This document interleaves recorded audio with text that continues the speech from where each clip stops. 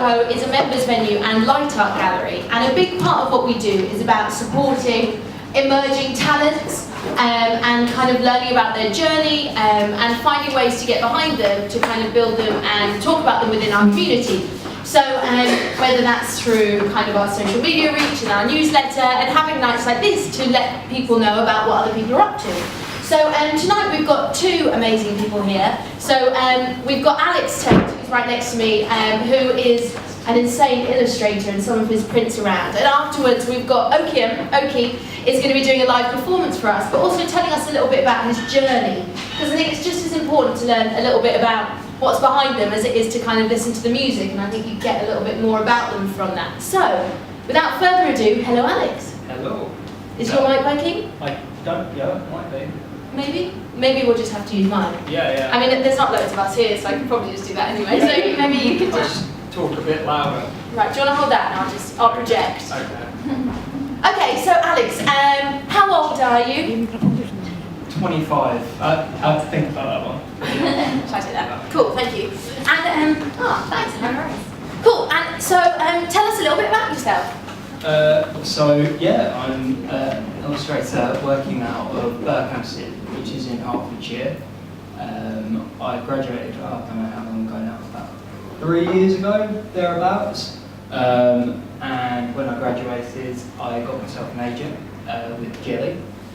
And since then, I've been working in illustration and design up to now. So what does an illustrator do? That sounds like a silly question, but like if I decided, when I grow up I want to be an illustrator, what would that mean?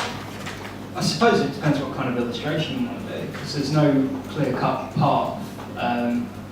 You might be a commercial illustrator in the sense that you do for ad campaigns, or you might want to focus it more towards doing magazine work, or I share a studio with someone who does political cartoons, so he's a cartoonist, but he kind of dips his toe in illustration as well. So I think it depends. I mean, it's quite an insular community anyway, but you still sort of get your own sectors within it, and so yeah, I suppose there's no clear answer. Just broad. So do you have like an ultimate goal, like I want to be on like a movie poster, or I want to be in a book? Do you have any like goal like that kind of? Not a specific job as such. Or would you rather be on people's walls? Maybe. I think for me, like the most important thing is I want to just be able to kind of live comfortably doing something that I enjoy. So I don't. No job as of yet is really punching me in the face and say, oh yeah, that's exactly what I want to do. Yeah. But that doesn't mean I don't get excited about things when they do come up. Yeah. So if you were to do the illustration for a certain book, do you have a book that you, or an author that you, would you be a Harry Potter fan? I've never read Harry Potter, but sorry. Not that I have a problem with Harry Potter. But as far as books, yeah, I mean, I quite like. It's a bit random, and I suppose to drop it into conversation, not many people would have read it, but I remember reading when I first started uni a book called The End of Mr. Y, and it's not high literature or anything like that, but it just kind of caught my imagination. And I think that while I was doing my course, kind of I had quite vivid imagery in my head as I was reading it, so maybe an illustrated version of that. But other than that, I wouldn't say there were any books that stood out to me. So do you think an illustrator deserves to like kind of be shown in a gallery in the same way? Would you call yourself an artist? I wouldn't call myself an artist. I'm a commercial illustrator, I suppose, so I will answer a brief. I suppose maybe if I was to just produce a piece of work and kind of cut myself off and it would be entirely personal to me, then I might put that in the sort of more artistic side of things. But I think that when you're applying something for a purpose and someone comes to you and says they want this, I think you do obviously have artistic qualities that come out, and you have to think. You have to think in a certain way, but you're kind of meeting someone halfway effectively. Yeah. So maybe it's an art form, but I don't know if I consider myself an artist. So if, say, we turned around and said, we're loving what you're doing, can you, like, fill the gallery up with your prints? Oh yeah, of course. Yeah, I suppose it just depends what context you put the work in as well. So if you were to hang this up and people wanted to call it art, then by all means, yeah, that's absolutely fine. I suppose these two particular pieces were more so self-initiated and things like that. So yeah, I mean, I have no problems with it at all. But just in how I view myself, I don't see myself as that. Okay. So let's start at the beginning, I suppose, because I suppose lots of people are kind of interested in how did you end up becoming an illustrator? So was it, I like to draw, I'm really good at drawing, I can draw, is it like a Picasso thing, like I can draw fruit bowls really well, I could do a still life really well, but actually this is what I really want to do, and... Well, yeah, I can't actually draw very well, so all of my images and stuff I see as shapes. So, yeah, when I was young, I was really good at drawing, or at least relative to everyone in my class, so that was something that I prided myself on. And, you know, I think all of a sudden someone's cat looks better than yours, and then I think a lot of people get knocked, their sort of self-esteem gets knocked and they stop drawing. And that's why I think all of a sudden it seems like almost quite a childish thing to do, and it's not a very adult thing to do, draw necessarily, you know, all the time. So I've always kept on drawing. I think I lost a bit of motivation with it at school, but that was just the art curriculum. And then I kind of fell back into it at uni when I started to look more at design. Yeah. So, yeah, I suppose I've always drawn and enjoyed it. I'm actually, okay, why don't you come in and sit down and then we can like share some of the questions? Because we're all here to kind of see everyone. Shall we grab that? Yeah. Let me grab a stool.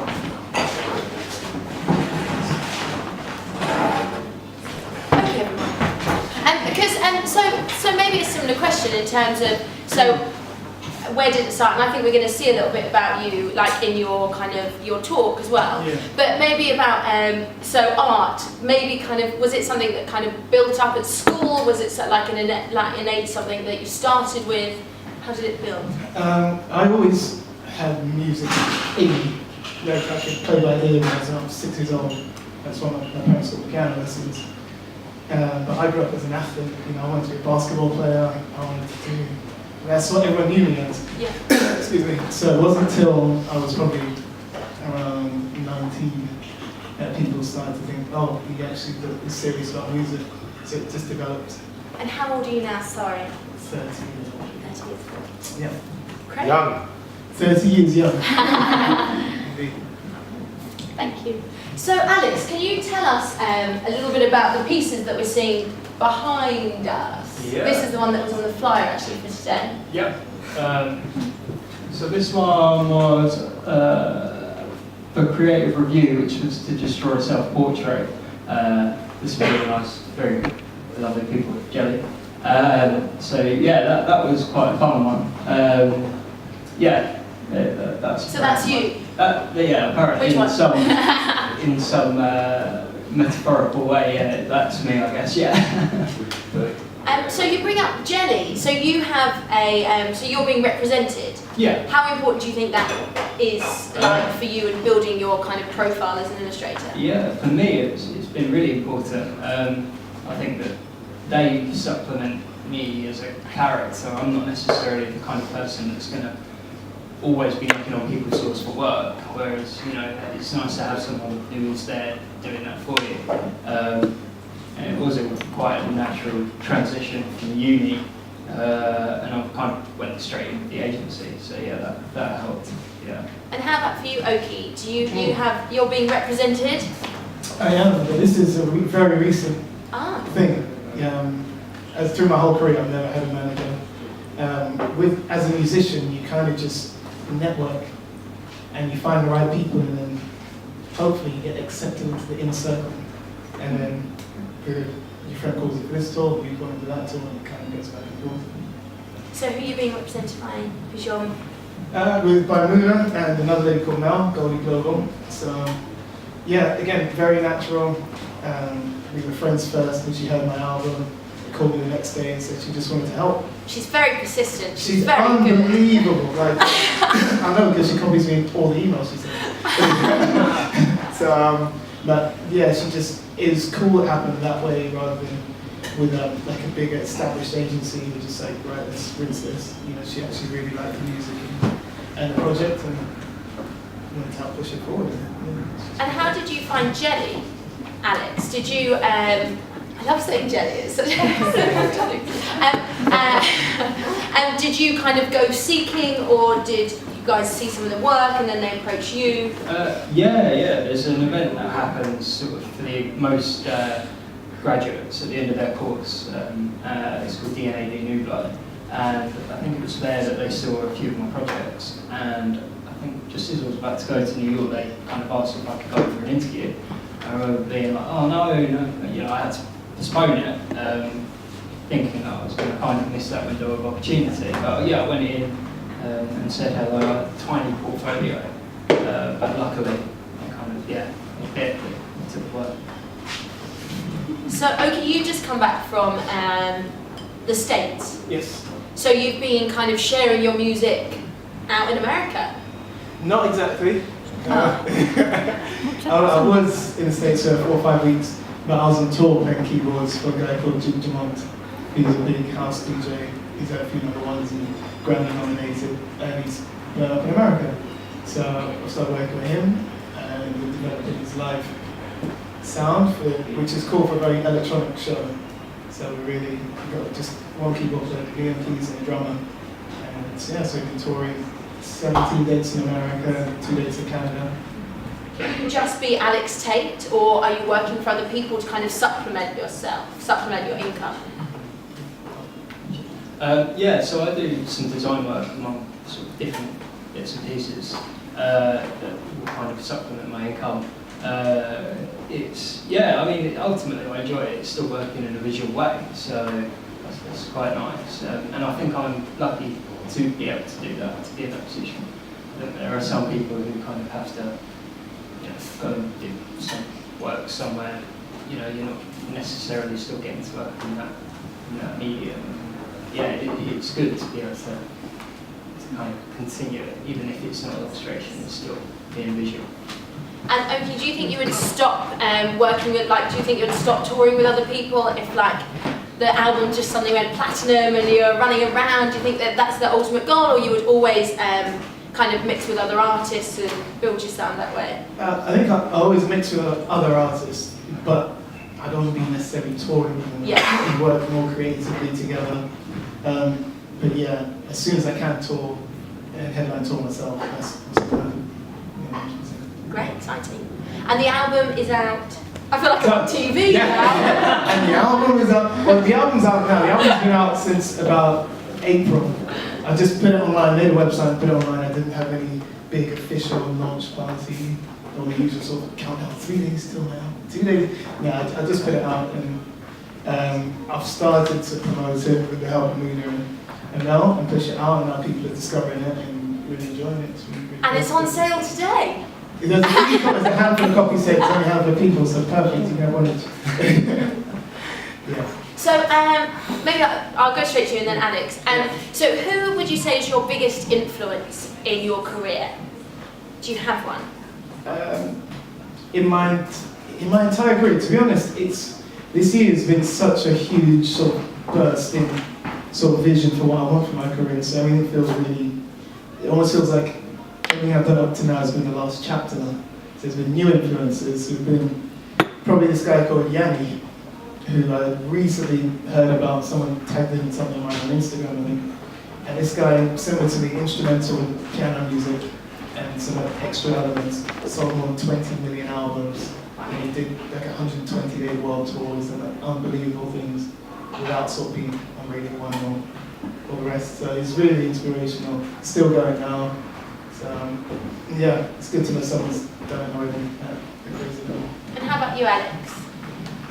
I suppose I don't have anyone necessarily like one in particular influence, but I think Ralph Steadman's work, who it looks very dissimilar to my work, but his work is a big influence, and also like Spolex. I was looking at his work when I was working on my university projects, and I think that his style did influence my style quite a lot when I was working on it. Yeah. So how much training did you have to do to get to where you are? I still feel like I am training. Yeah. But yeah, I did my 3-year course, but I didn't really do illustration throughout that. Yeah. It was only the last 2 projects. So I think I still feel like I'm in a real learning process at the moment. And I hope I don't really ever come out of that. So. And how about yourself, Okie? So what was the question? Um, What was my training? yeah, have you been training? I bet you have, like you're a... Yeah, I did classical lessons for 12 or 13 years. Yep. And that's all great for your foundation technique. And then obviously the real learning comes from listening to music and understanding music, performing live. So obviously I've been on a lot of tours and playing with different artists. That's the best training. You know, obviously putting big shows together and from the inside learning how it works. That's been my training on the job. Great. And did we have any questions on the floor? Either of our two? Mark, ask a question. What?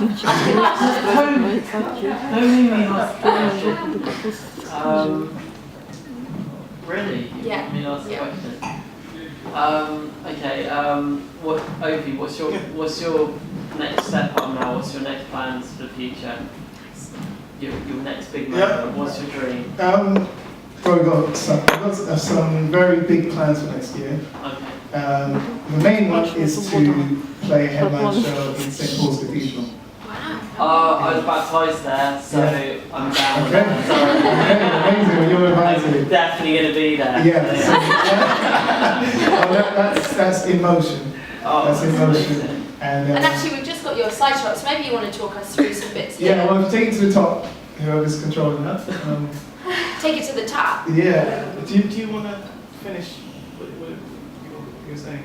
To answer the question? No, Before I start? Or should I just Yeah. launch straight in?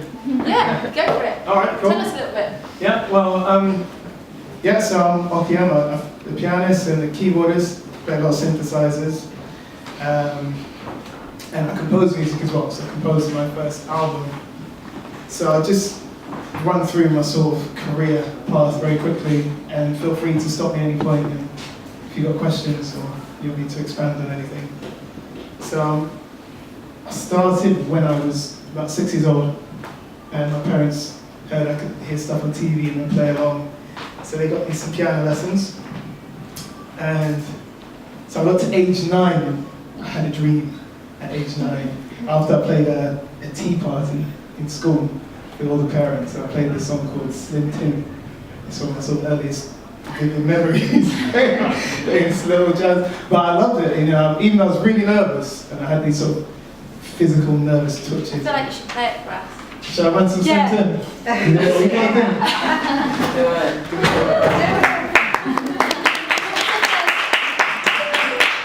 What was the first picture you ever drew, Alex? Just while Loki's getting set up. I think it was my cat, and my mum was always really impressed because I drew it with back legs, which apparently people don't do according to my mum. People don't draw animals with back legs or something or other. So. We got it? Are you going to do it? I think I remember it. Yeah?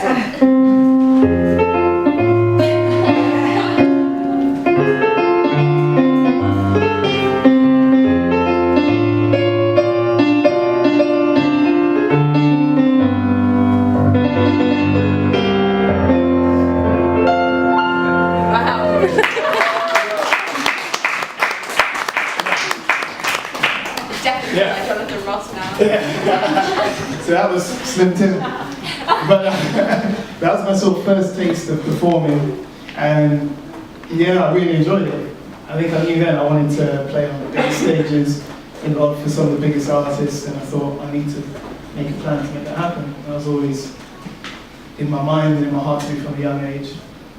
So then, got to university, and I needed some professional equipment. I had this small little Yamaha keyboard from about the age of 9, And yeah, managed to get the show Deal or No Deal. And I love that. yeah, which is really obviously by chance. It's so much luck. I didn't even know what the show was when I applied, but yeah, they put me on the show and it went really well. So I won, I can say no, yeah. So I won £17,000. Wow. So I went and bought a keyboard. And £17,000. I bought a keyboard for about £600 or £700, which felt like an unbelievable amount at the time. So obviously, it's £80 Yamaha keyboard. But once I had this keyboard, then an audition came up, and I was just told it's for the Russian Robbie Williams. And that's all we were told. We went down, and I took my new keyboard, which was not a professional keyboard, it's just a better keyboard. And the other guy had all these professional keyboards, thousands of pounds of equipment, every sound under the sun. But somehow they gave me the contract, so I moved. And that's you there. So that's me in Moscow, yeah. So I moved to Russia. So I graduated in, it was like June or July, we do. In September, I'm living in Moscow, playing for this guy, Sergei Lazarev. And he really is like the Russian Robbie Williams. He's a big, big deal in that part of the world. So did they buy you that? Was that the kit?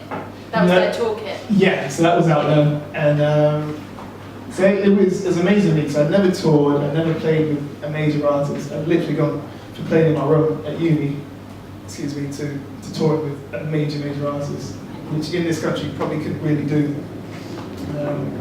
Because they were like, no, we like the way you play, we'll get you the equipment, we'll get you the sounds, just play how you play. Because basically all the Russian musicians play very similar and quite boring. So they're like, oh, music comes from London. So I was supposed to be there for 4 months and I was staying for over 2 years in Moscow. And were you making your own music on this, like, at the same time, or were you just doing? Yeah, I was writing at that time as well. Yeah, you can keep going. So you go back up a second. So there's me at the top in the studio with Sergei. So as I say, I was still writing, and actually, when he was coming to his new album, I gave him 3 demos, and he took all 3. So they went with his album, so that's us recording. So you were really big deal in Russia? Yeah, for a little bit, yeah. Yeah, because there's not a lot of black guys working with people like Sergei Lazarev. So just that fact alone, the fascination level is unbelievable. I've stopped in the street, all the other celebrities have come up to me at events. Like, oh, he's a musician from London, you work with Sergei. So I met a lot of people. So that was cool. But that all ended, came back to England, and obviously I hadn't done anything in the industry here before leaving. So I really had to start from the bottom, again. And it was weird because 1 week we're playing in this arena in St. Petersburg, and the next week we're playing in a pub in East London, literally for 6 people. It was me, the girl I was singing for, the other artist, his mate, and 2 other people. So we doubled it. yeah, yeah, and she was obviously unsigned, but I really liked her voice, and we kept working together. I wrote some songs for her, and then someone at one of the gigs came up to me afterwards and said, oh, I like the way you play, I play for Sophie and Spector, second to none. And it really is the best that I've experienced. So yeah, that's a few of the people I've been playing with. That one's in Australia last year, and there's the O2 Arena from the UK tour, which is all just really cool. It's something that's what I wanted at that stage, was I wanted to play for someone like Tiny on the biggest stages, and that was sort of the pinnacle. Yeah. So this is the last few weeks in America with Duke Dumont. You can scroll down a little bit more. Yeah. So yeah, it's a huge light show, it's crazy production, and yeah, he's doing really well there. Right. But while I've been doing all that, I always wanted to do a piano album. So when I came off the Tiny tour, I said, right, I've got 2-3 months, I want to just finish this album. I had all these ideas, I had all these sort of small snippets of ideas, and so I just finished it. Spent the time learning how to mix properly. I used to mix actually at Max's studio, the other guy Lawrence. So I always used to use someone else, but I was like, no, I need to learn, so I want my ear to improve, I want to learn I want this. You didn't learn anything from me. Yeah. Yeah, but I really felt with this music, it needs to come from me through the whole process. I don't want to just write the music and get someone else to play it or to mix it. Like, I need to, this first one, do it all. So I did that. I just put it out online, no launch party or anything like that. And this girl, Alani, who's a singer, really amazing singer, she picked it up on Facebook and sent me a message.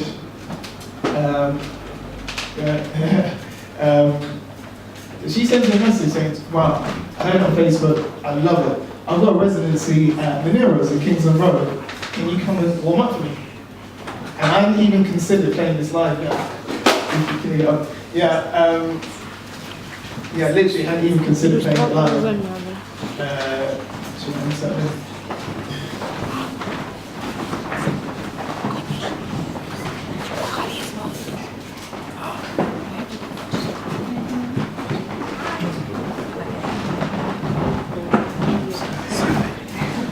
That's all right, we're all friendly and casual, no problem. What do you want to drink? Yeah. So you met Alani. So I meet Alani, and she says, come and open up for me Kingsland Road. I was like, okay, I don't know how this is going to work live, but all right, I'll do it. So I had no musicians.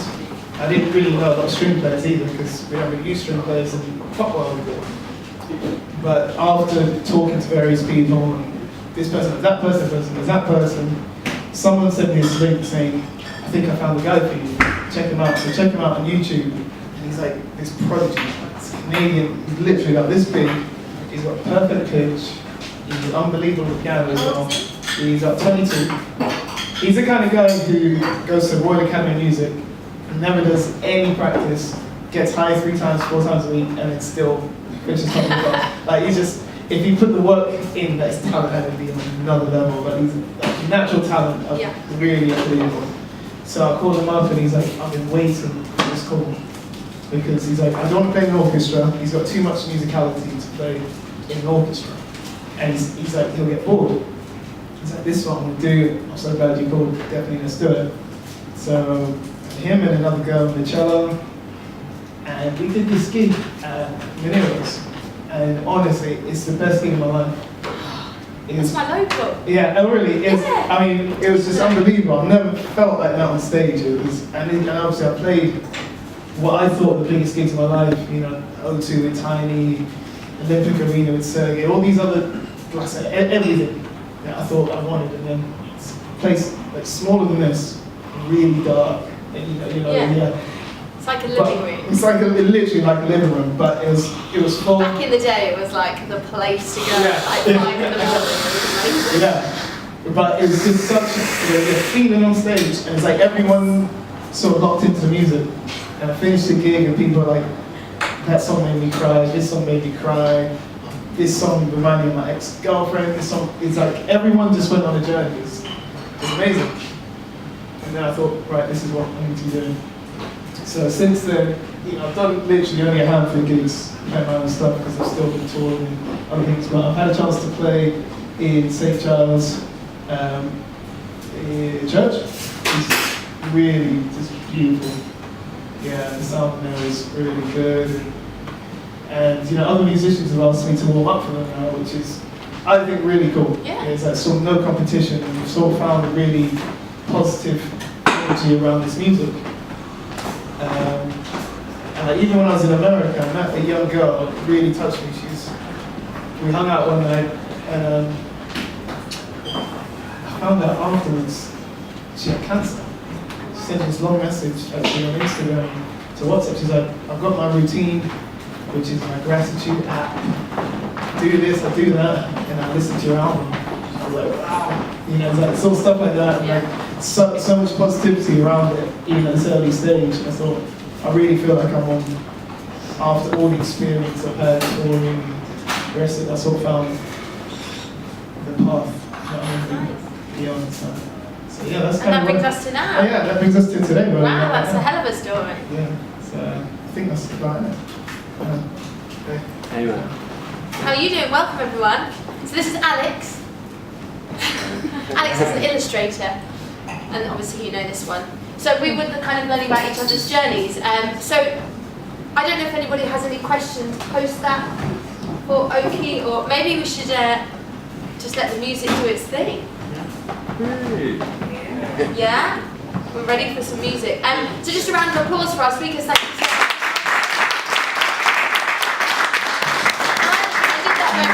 So if I wanted to take this away, Yes. well, how do I find your prints? Go on my website, which is alexjohntait.net, and then there's a web link to the store. Great. Contact me there. Thanks. And do you do, say I wanted like a personal one for a wedding or a I've never done that, but I'd probably... commissions available on request? Yeah, possibly. Cool, okay, another round of applause. Thank you very much. Now it's time for music.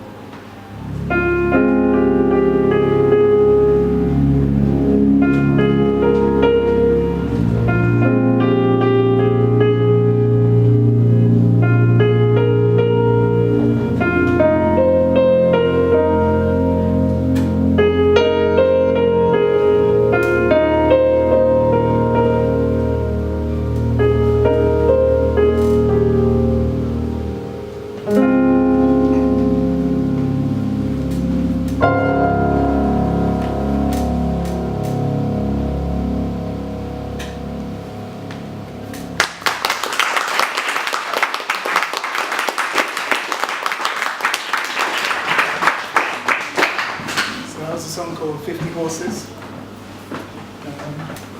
Any questions in between songs? Let's go ahead. So next thing is a song called Rise. Rise Again.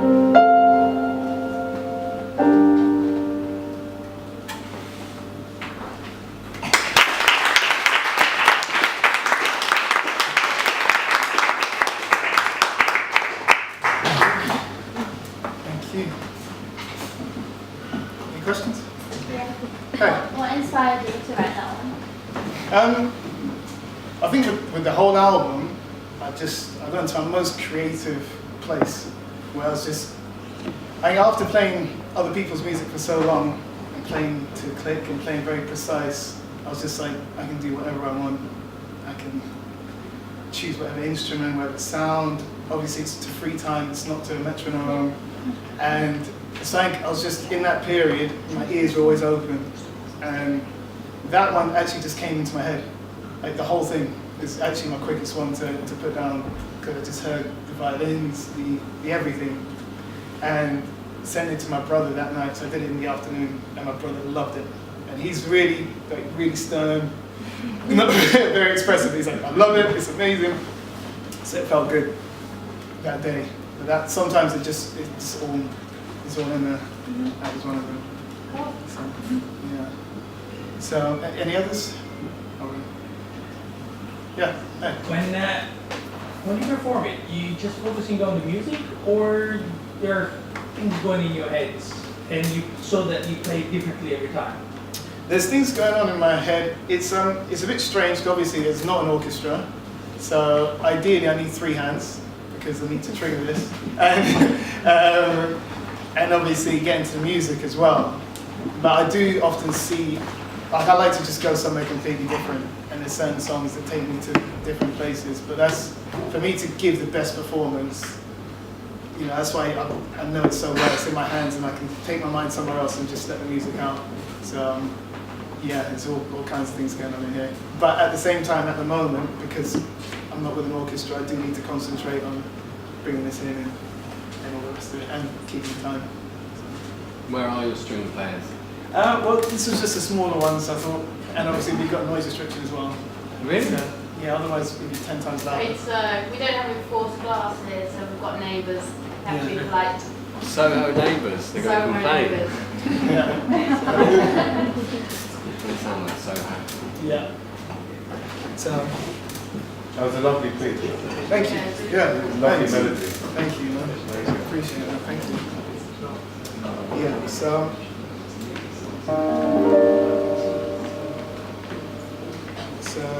I'm going to play which is a song which is one of the longest songs on the album, but I think it's just really relaxing. So I hope it just really chills you out, and hope everyone will feel something from it. So this one's called Mercy.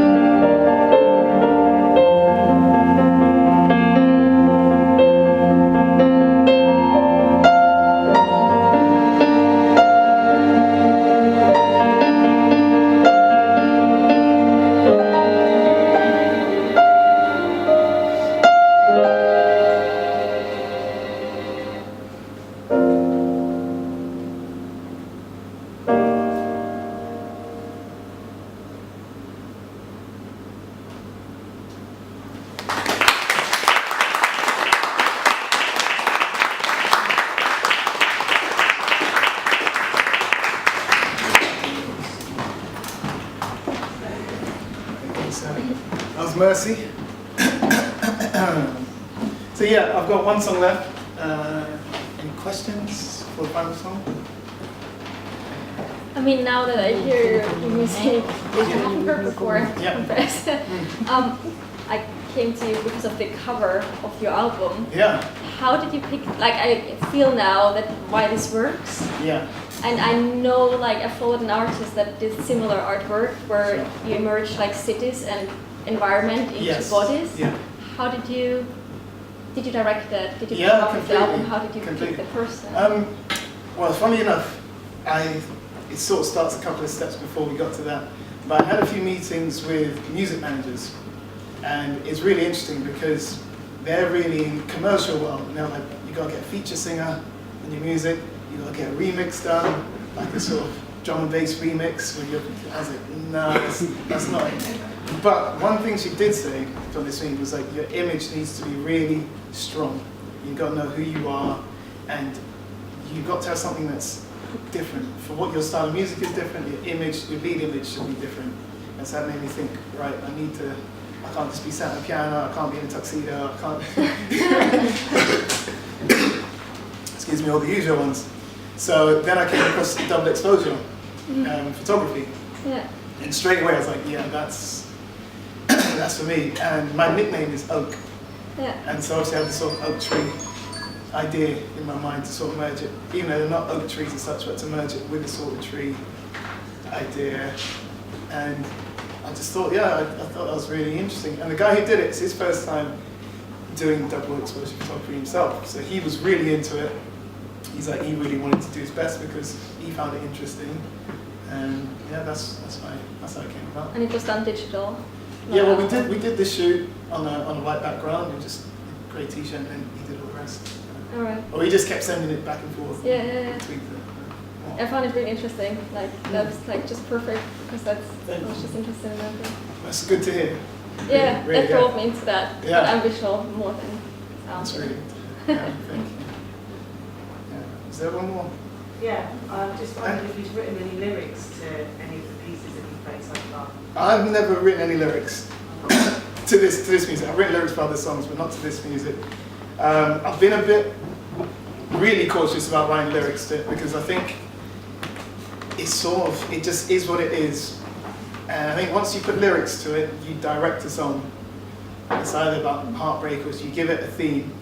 And just from the few shows I've done and talking to people, everyone feels different things and comes up with different stories because it's such open music. I think that's the beauty of it. So I really want to experiment with voices, but just vocal textures rather than actual lyrics, which you hear a bit in the next one. Yeah. Do you know your story when you're playing the song? Sometimes does it just sound good, or is it like heartbreak, or are those things going on when you're playing them? For some of the songs like Mercy, there's a story for me. It's a really visual story. It's partly, I can share some of it. It's partly about forgiveness. It's about like asking for forgiveness and really wanting someone to forgive you. And you kind of got that when you're in limbo. and then they forgive you, and you got that kind of release where you're like, you're really thankful because you got back on a good level. And that's kind of, I see that story, and for some reason just the guy in a really green field. I always get this green image. Just going to this field. So, yeah. Yeah.